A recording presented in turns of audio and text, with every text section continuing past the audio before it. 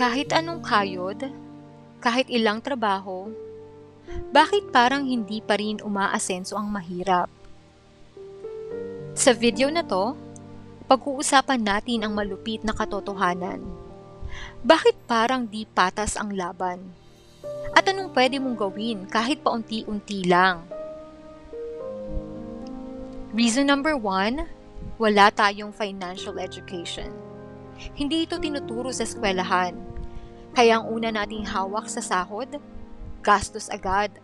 Walang plano, walang ipon, walang diskarte. Reason number 2, paulit-ulit na cycle. Magsikap ka lang, pero walang nagsabi kung paano mag-invest, paano mag-budget, paano mag-break ng utang. Paulit-ulit, trabaho, sahod, gastos, utang, repeat.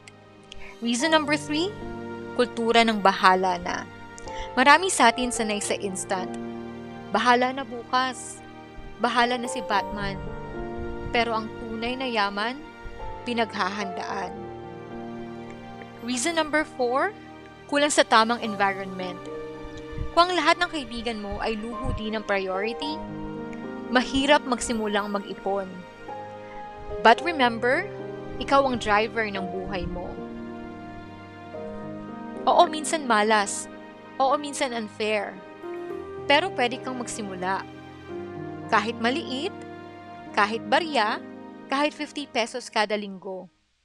Dahil ang hindi nagsimula, siguradong di makakarating.